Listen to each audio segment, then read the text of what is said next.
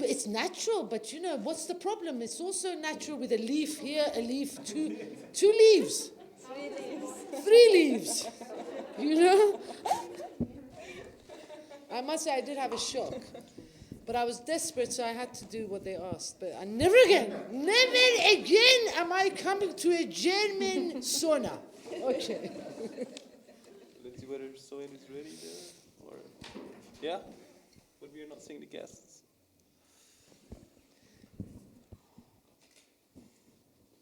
There's a bit of stuff because they're trying to be with Iran at the same time because there's people watching from Iran. So do forgive us if there's a bit of technical stuff going on. Maybe we can start. Yeah, sure. Okay, good. So thanks for staying with us. Thanks for being with us. Thanks that you are also with us. And sorry for the delay. So tonight we will have a very short talk. Now we also are running out of time too, about the independent art, explicit music, and independent artists, the advantages and disadvantages of being an independent artist. And meanwhile, we also want to talk about what is a good audience for the independent art and music. So how can we also educate ourselves to be a better listener? Okay. Okay. So I will briefly introduce our guests. You know most of them, but to start with Roya. She's a UK-based Iranian archaeologist, also a cultural curator and a musician. She was a former and early member of the archive band, and afterwards she's been performing with many different artists. Maria, the lead member of Embryo band, that their band is famous for their open platform to play with different artists. They have very, very nice taste of music. It's perfect that she's also with us, and she had a wonderful performance on the first event of the festival with her band. That was amazing. We have Roody, that we are not yet seeing here up there. Can we say hi to her? Nice. Okay. Hi. Rudy, we have you here. Hello, Rudy. Soren, we have you here. Rudy is one of the new rappers from the new generation in Iran. She studied genetics, but now she's being a rapper. She's been singing from the age of 12, and that's amazing. And she's going to be one of the most promising rappers in the later days. We also have Soren with us.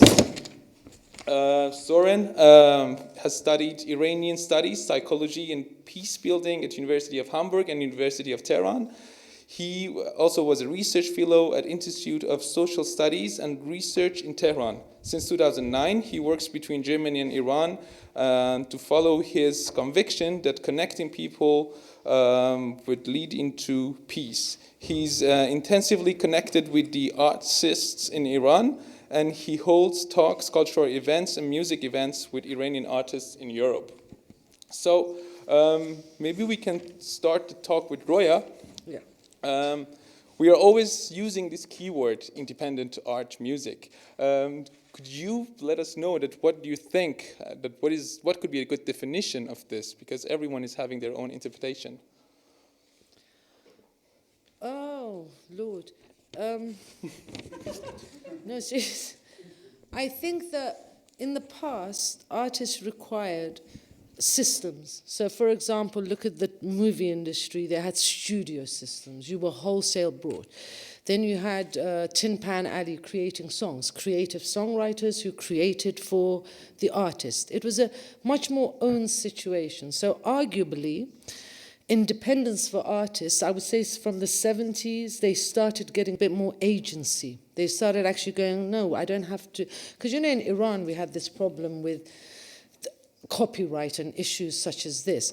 But I suppose if I was to say anything, I would say from the 70s, 80s onwards, you start getting artists actually taking control of their own art. I mean, someone like Elvis, half of his thing was owned by his bloody manager. So I would say 70s, 80s. I don't know quite who, but there were some artists that broke the mold.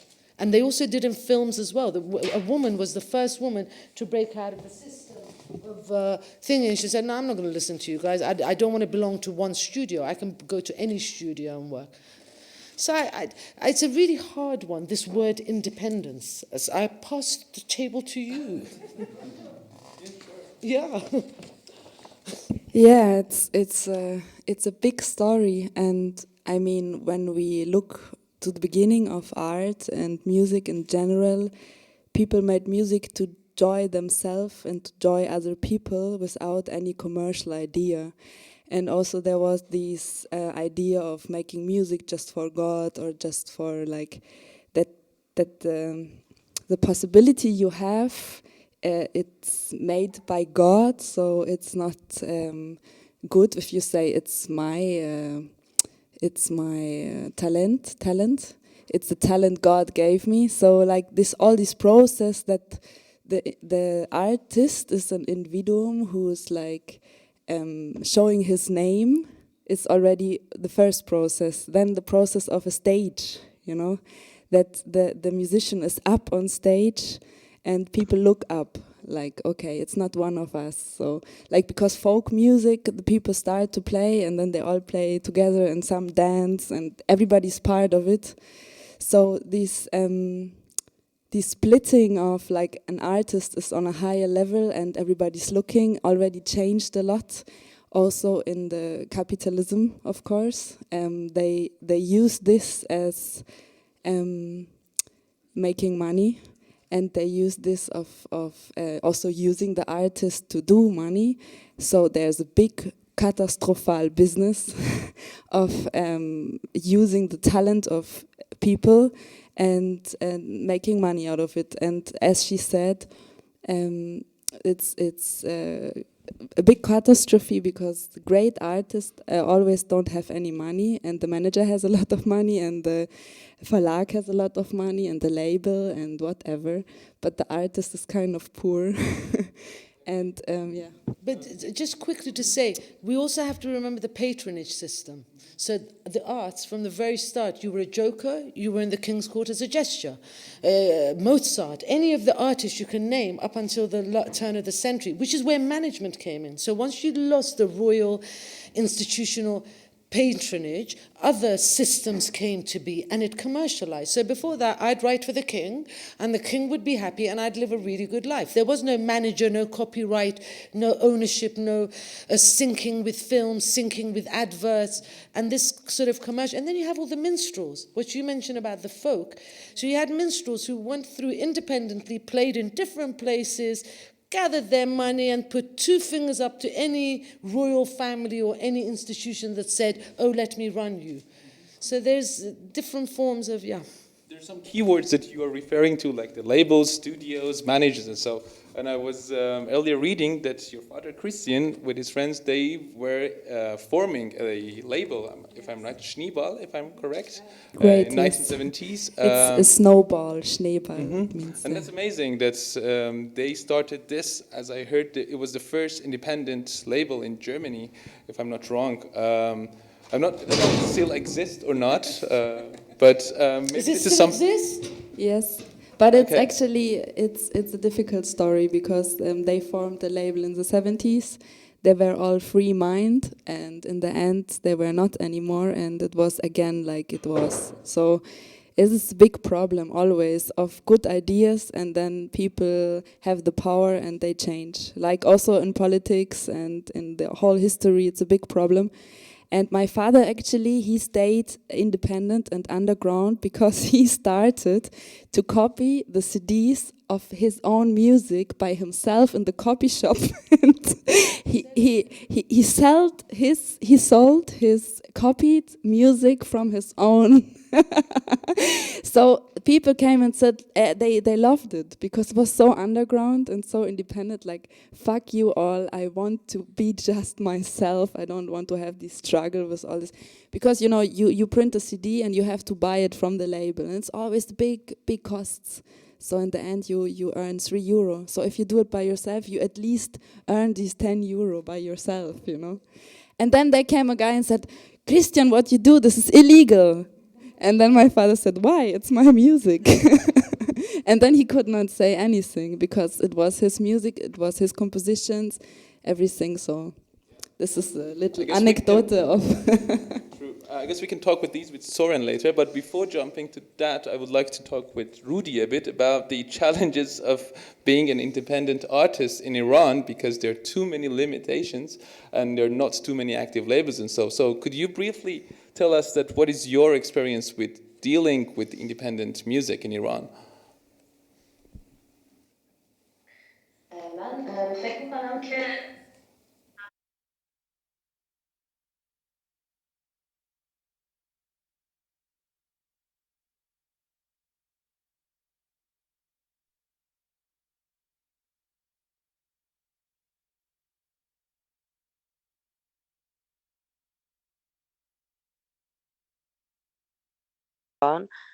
که در واقع کسی اون سلیقه خاص نداره. Maybe you can do it همینه که it's getting too ببخشید این جمله اول چی بود رودی جان در مورد قبل از اینکه بگی زیبایی که تو کار خودت میبینی؟ گفتم فکر میکنم توی ایران جدای از این بخوایم کار خودمون باشیم و زیبایی رو توی اثر خودمون ببینیم، باید زیبایی رو توی چشم بقیه هم پیدا بکنیم و چشم مخاطب، جدای از اثر خودمون. You create beauty through your work, but you must also see it. The eyes and the ears of the audience must also feel and hear this beauty that you are trying to develop. پس در نتیجه جریان عموم بازار به دوری و خیلی اطلاعی هم نیست، تو رو نمیبینن به عنوان هنرمند و هنرمند. به عنوان هنرمند نمیبیننت رودی جان؟ گفتم در نتیجه پس وقتی که دوری از جریان بازار و عموم، تو رو به عنوان یک سلیقه خاص و به عنوان یک هنرمند نمیبینن چون مستقل کار میکنی. Iranian situation where you can't perform in public, especially as a solo female, that's the context of what she's saying, because they don't have that connection that one does have normally with the audience. It does sort of does create a situation, I believe. That's what she's trying to say. Because normally we have access to you, you have access to us. That's not always the case in Iran. If you're a solo female artist, you can't sing by yourself, you have to have backing vocalists, etc. You have something to add, or you are done, Roody? For this. No. Action is also one of the limits of being an independent artist in Iran. But okay, we can then, thanks Roody. We will jump to Soren.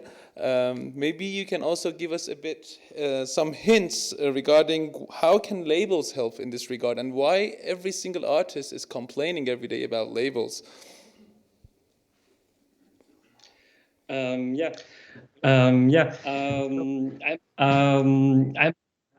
To be honest, I'm not really an expert on music labels and so on, but I mean, you know, I'm more an expert on, let's say, how artists can work between Iran and Germany and Europe. So I'm, let's say, so maybe, involved. Okay, please go on. Yes. So I'm involved in, let's say, processes like how artists in Iran can find ways to distribute in Europe, and but you know in Iran, you know, there's all these kind of discussion about, let's say, copyright and stuff like this, and I mean this is not very developed field in Iran like it is, let's say, in Europe. I mean, this is a huge issue in Iran, I think, and that is actually one of the reasons why some artists try to, or let's say, prefer to have a label in Europe or outside Europe. I mean, yeah, this is one issue I'm in touch with. Maybe you want to add something? Yeah. Basically, I mean, just this question you asked about labels. Labels are becoming so unimportant, it's shocking. Because when I first signed to a label, as a record label, let's say Island Records, they made your videos for you, they gave you money ahead because they believed in your product, but they would own 80%, anything between 87 and 80% of that. Then you got a publisher. The publisher would give you money and say, hey, I like your music, I believe in it, here is some money. They would only own the reverse. So they had less, you get more off of a publisher. And then your record, for example, we signed a really shit deal. So the record actually still belongs to Island Records, but my publishing has come back to me. Because now the world is a different place. At that point, in 1996, we couldn't go and make a video and put it online. Such things did not exist. There was no Apple Store. There were none of these dissemination situations. And computers, we cannot underestimate. So as a kid can sit there, make their music, make their video, put it online. And you know what the most interesting thing I found out about 5 years ago, I was told? The record labels were paying regularly, whereas in our day, A&R would come and see you live. They would come and see you twice, 3 times, then go, we like you. Can you give us some of your music to listen to? They actually would go through the internet and see who's had big hits online. So they would look for young artists to put their own stuff out. So that system of going to gigs and learning about artists and fall in love and A&R, that's all changed, mate. You don't need a label, guys. If you are musicians, make your music, make it good, get it out there. You don't need them anymore. They're actually becoming so irrelevant. They're shitting their pants. Trust me. Yeah. But, okay, maybe Maria, you can. I've seen that you have some contracts with some labels, some Americans even. Are they also trying to manipulate the music itself, or is it only about the business part?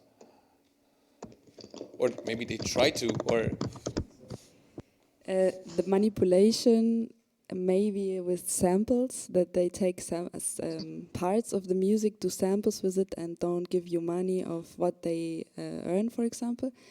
This happened to Embryo, but like this label now, it's crazy to publish an album on a label in another continent, because it's super hard to get the LPs and CDs. It's super expensive, this costs, shipping costs. And it's so far away, and it's kind of difficult. But it's also great because, like this, more people listen to us, what usually not listen to us. You know what I mean? So it's always like this deal. But like she said, I mean, we also thought about let's just do it by ourselves on Bandcamp. I mean, nobody needs label anymore, and you're much more free and you're much more independent. And that's true. I mean, you give half of your everything. Mm-hmm. Yeah. Well, it depends on the deal you do. Someone like Warp.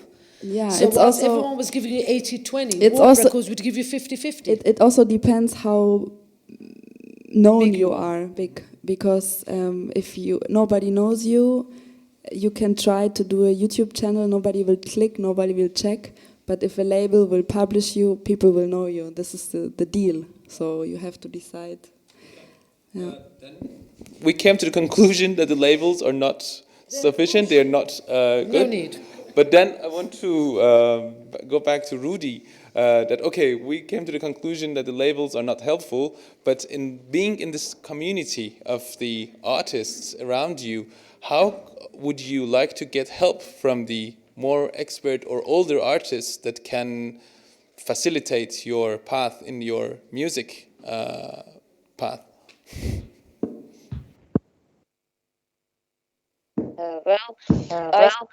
I think because in Iran there is a lot of differences between my problems as an independent artist and you. I think in Iran we don't have any choice. We don't have any labels. We don't have any stages, and that makes it more difficult than everything. So the artists that could the independent artists that could improve themselves and their music, I think it is good for the whole scene of the music to improve the artists that are just starting, So because there is no other thing to improve them but themselves and their music and the other artists. So we must gather and help each other in this, because there is no other thing to communicate. Something that in you Iran, expect for music, there is no. Sorry. Sorry, there is delays.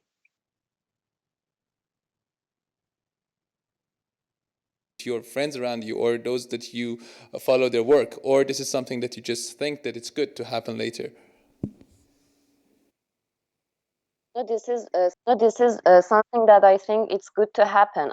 I don't see it that much happening right now, because artists are alone doing their thing, and they don't have that intention to improve others.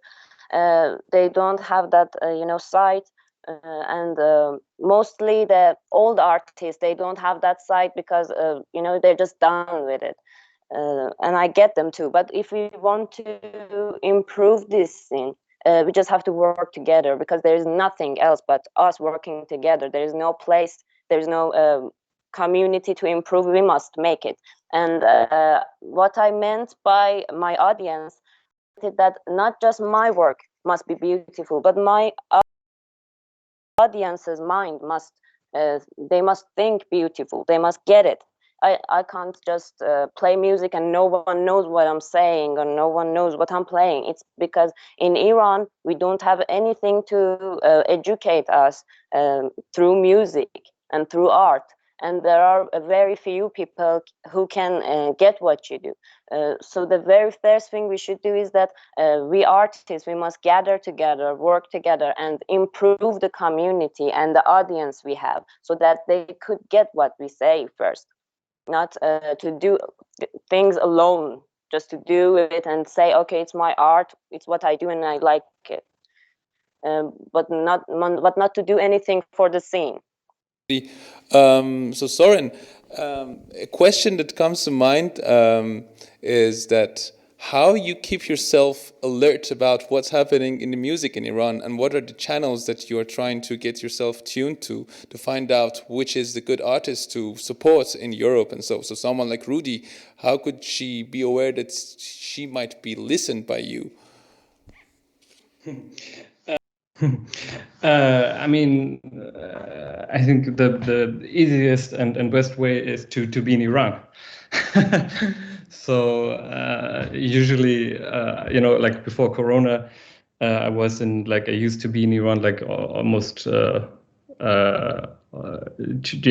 to 3 months. I was in Iran, and so I spent a lot of my time every year in Iran. Usually, most of the time in Tehran. But then you visit concerts, you meet a lot of people, and then you can listen to music or go to galleries and go to artists and so on, and then you have the chance to meet interesting people. Someone like Roody is that she's not able to have a concert, so the only chance is she can have her music streamed somewhere and be hopeful that you would listen to it, right? So you might also have some friends who are helping you, but yeah, maybe it's not suitable to share all of your channels, but I would like to give some artist like Roody to have a way to not explicitly contact you, but be sure that some people like you who are out there can reach them. Yeah, I mean, just to jump in here, I mean, another example to get in touch with artists is, for example, this event right now, right? So this shows how, let's say, international funding and international events and the internet can help how we can connect with each other. And I mean, this is fantastic. Thanks, Roya. I read and heard from you that you're having a very interesting PhD topic that you have paused it. That you've stopped it. I was going to say that you stopped it. Never again am I going to go anywhere near a PhD. They're all mad. Because they just want you to focus. And then me, I can't focus. So they kept saying, talk about this. I'd say, but that matters. He matters. And they'd go, stop, just talk about this. I'd go, no. So I stopped. And it was the happiest decision of my life, ladies and gentlemen. I was looking at Iranian film music. So I watched like 150 plus films, took endless bloody notes, but it's been really useful because films are a really great way into a culture. And I was watching films from the 50s, from the 60s, I loved it. I don't regret the 4 years, just the money, that's the only bit. But I'm really happy I did it. Mm-hmm. But I'm happy that I stopped it. Really. Happier that I stopped it than that I did it. Because I felt really, so now I'm making mosaics. Because I like ceramics as well. I used to do for years make ceramics. Mm-hmm. So I've joined this amazing group where they design mosaic on walls. So I create the ceramics, so that's become my little extra school. Okay. But I want to go back to my question. Yeah. So the topic that you had, correct me if I'm wrong, but it was studying the music trends in Iran by the movies. No, what I was looking at is my PhD teacher. Really done with it, we can skip the question. It really actually was a bloody good it was a good question, mate. I just messed up with too much information. Basically, I was looking at what film and the music that occurs in films can tell you about attitudes towards music.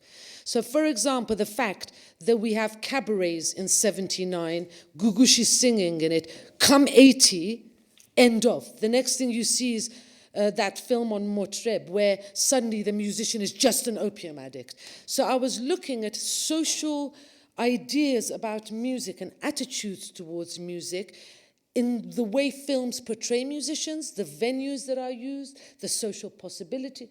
Bloody good thing, wasn't it? But I messed up, so sorry, mate. Stops right there.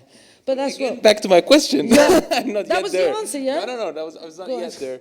I was going to ask that, okay, exactly as you said, the spectrum of the movies in the past years that is showing that this trend of how the music is changing and how the culture is changing with that music. What do you see? What's the trends that you're seeing? Do you think that there are better things coming out, or this is a research that is not going to be helpful anymore because of some reasons? No, I still use it. I still am going to give papers on it because I did too much studying not to bloody use it. And the best way is to sort of do conference calls. So I'm doing a few of those. But the one thing that there is no one thing that you blooming well notice, except that artists were far more owned like the rest of the world before the revolution. Because, look how our copyright issues are. How now you're getting much more, like someone like Roody, she's writing her own songs. She would have been Delkesh, let's say, in 50 years ago. She would never have written her own songs. Gugush never wrote her own songs. So actually, the one development I'm seeing, like most of the world, to be frank with you, because the whole ideas about Tin Pan Alley, you're the singer, just sing his song because it's going to sell. So I find there is much more individual creativity. That's what I'm finding. So Roody will write her own music and sing it. And that's what I'm coming across more. That's the one thing.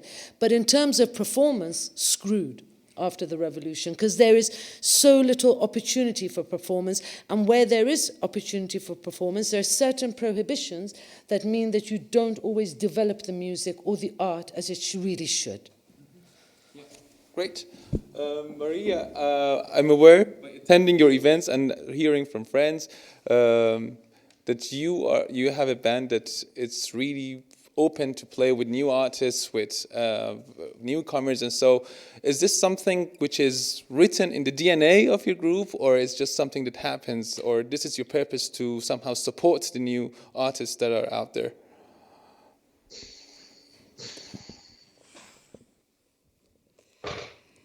It's a need. For me, it's a big need. And yes, it's possible that the need was already gave through my father, but I see the world and it's impossible to stay in your own bubble. And it's so important to exchange, especially with musicians from other countries and other cultures. other logics, it's other grammar. It's like music is not so universal language. It has its own characters and own grammars. So you cannot go with an accordion to a Makam place and they have the quarter tones. So you are like, you cannot, you know, it's like, so it's so big heritage, so big present to have the possibility here to exchange with musicians, and it's so stupid not to do it. I mean, I'm so happy that so many other people come here to Munich. It makes it so rich. It's a big catastrophe what happened in the Second World War. And before, Munich and Germany had much bigger culture, and through all this catastrophe with Hitler and all this, really it became so bad. If you look at old pictures in Munich, like in the 18th century, it's full of different people and different cultures. And then, you know, there's coming one crazy guy and everything is changing. And I think it's such a big need that we keep on exchanging and inviting, because this is unser Muss, this is eigentlich unsere mission. It's our mission. Thanks. Awesome.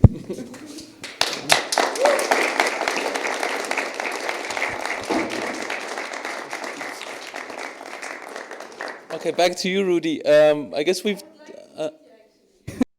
I would love to meet you, and it's so nice to see you like this, but it would be great to meet you. Yeah, that would be amazing. Maybe I have year. the chance to come to Iran in March, so Great.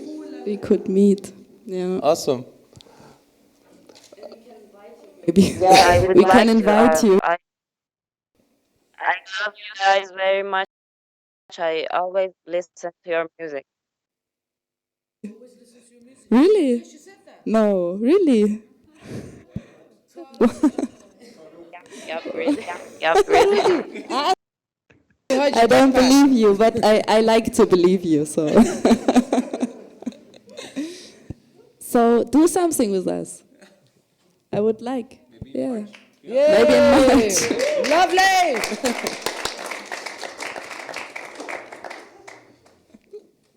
So, Rudy, I have one question which is a bit off topic, but since we're running out of time, I want to jump into it. So, for you as an artist who is independent, doesn't have access to labels, to these streaming platforms, and so, what do you expect from us as your audience? What do you want us to do? How we can support your work?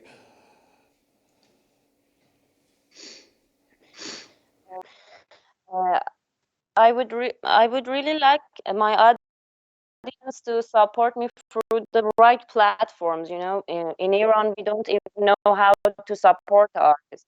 We don't know, didn't pay for the art. It's like still we're talking about that 100-year ago discussion that art is for art, or we can pay for art. It's we just is talking that. So for me, is that firstly they should know that I pay for my shit. You know, I pay for the things that I do, for the studios I go. So they, they must support artists first. The thing with independent scene in Iran is that we don't get any help or support from our audience. It's just like, the last time I made a song and released it, people really liked it, but it was just like comments with fire and hearts, and I didn't get anything real because I don't see them and I can't talk with them, and I'm not on any stage. But I think they could support me through very right platforms, and they could educate themselves through the music. We don't have that chance to educate ourselves, but we should.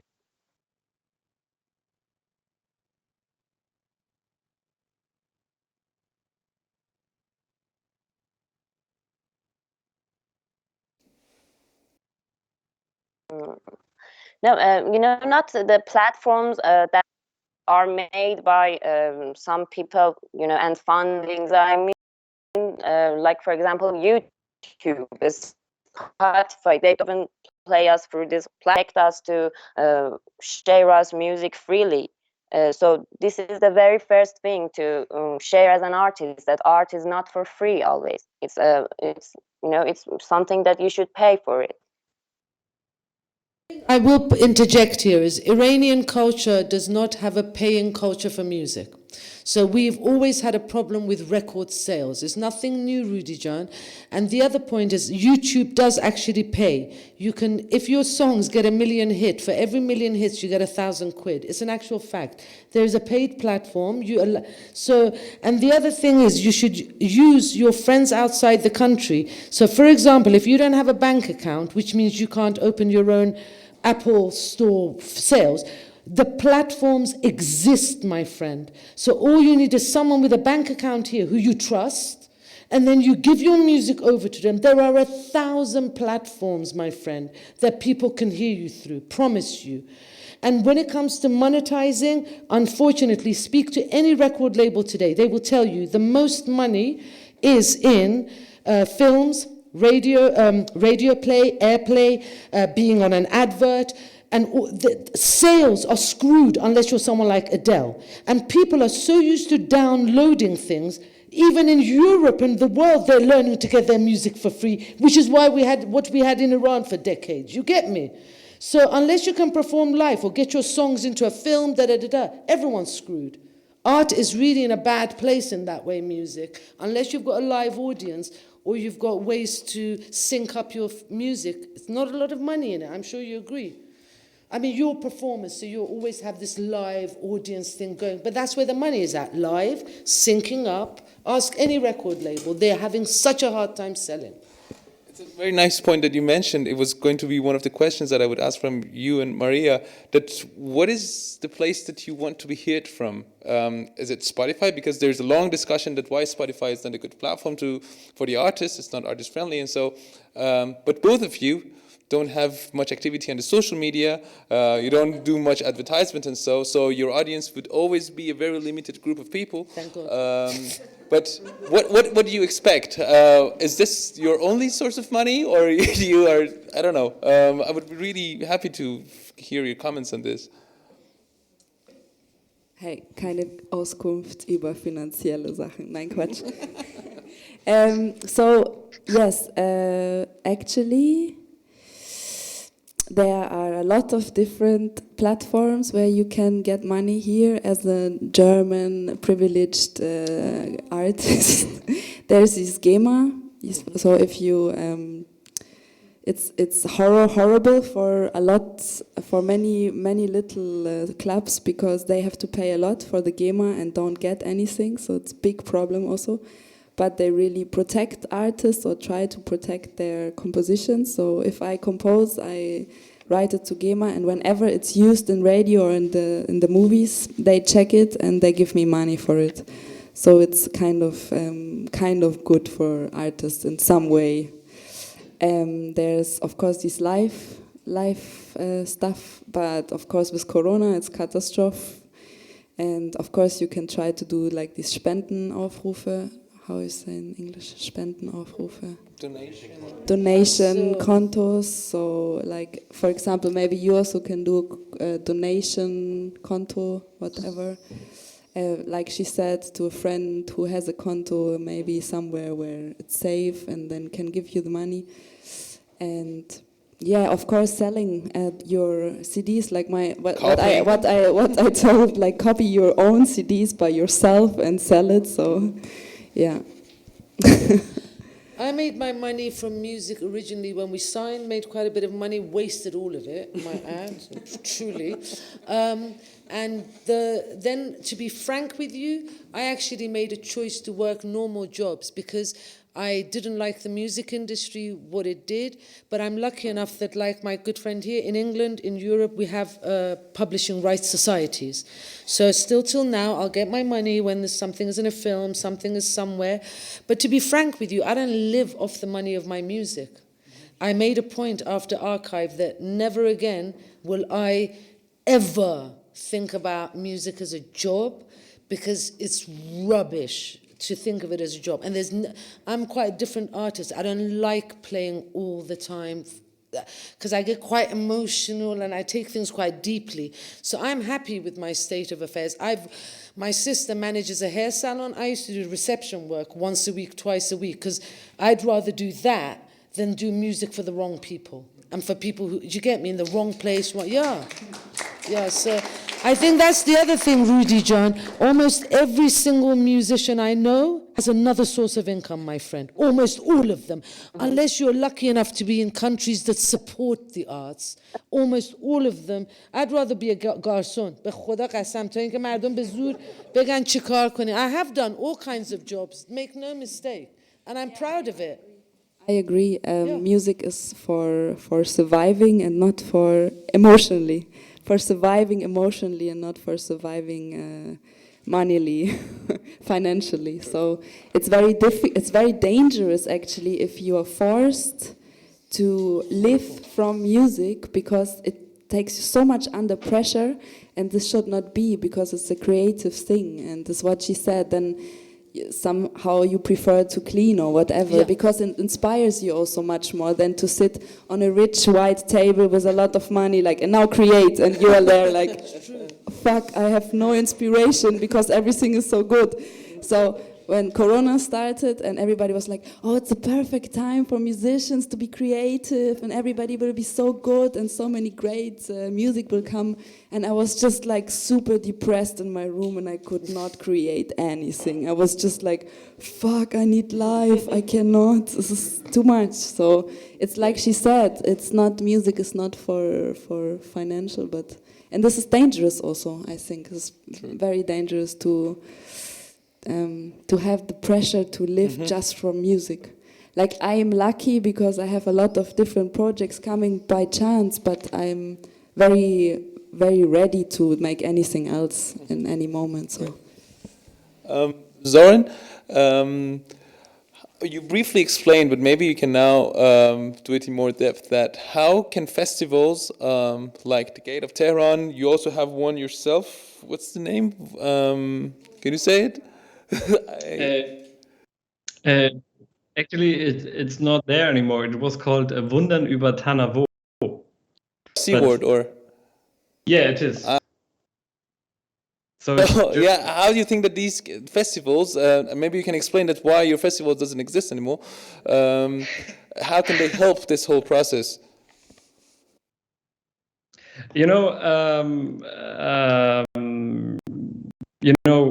To let's say to embed this question like in the discussion here right now, festivals like is also quite difficult thing to organize, and festival organizers are heavily dependent on usually heavily dependent on state fundings usually. I mean, there are like exceptions, there are some artists who are really, let's say, can live from doing art, but most of the festivals, cultural festivals, I mean, right now I speak, let's say, about Germany, but in Europe, it's like most of the countries the same. They're heavily dependent on state fundings, and so the difficult part here is you have to, let's say, live from festival to festival, and you always have to hope that you will get the next funding to organize the next festival. And then, of course, you have a tight budget, and you can invite some artists. And in my case, it's, let's say, even more difficult since we try to work, especially between Germany and Iran, or Iran and sometimes Europe. So we are somehow focused on artists in Iran, and when you, let's say, write application for funding, this sometimes it makes it easier, but usually it makes it harder actually. So this is also a very difficult aspect here. One other question, which is a bit off topic, but it's interesting for me to know, the artists that you choose from Iran and try to make some gigs for them here, do you just cherry pick them to make the audience in Germany and Europe like them, or you really want to broadcast what's happening inside Iran and what is the trend of the music, despite of their becoming the favorites in Europe or not? You know, to be honest, this really depends on several, let's say, factors and circumstances, and it can change from festival to festival or from event to event as well. And but you know, I do not try to, let's say, represent Iran, since I mean, as you know, I mean, Iran is a huge country. So I do not believe in the idea that it is possible or actually a good idea to try to represent a country somehow. I wouldn't even, you know, I wouldn't organize an event in Iran as well. Let's say about German art. So this is not my goal. I usually, let's say, you know, since there are really like a lot of factors here, but I usually try to work with artists who are, let's say, on the one hand professional, on the other hand, like, let's say, new artists, and try to support young artists who yeah, let's say, can connect with like what is happening in Germany, and then, let's say, a final note on that. When we organize events, we always try to find an audience which is really interested in the quality of the performance, but not, let's say, go there since it is an, let's say, Iranian artist. So again, it's not about representation, it's about the quality of the art. Very complete answer to my question. Yeah. Thanks. I think we are running out of time. But I want to ask Roody if she wants to add something. I know it's pretty late also in Tehran now, but let's close this session with Roody. If you want to add something to the discussions, we would be pleased to hear.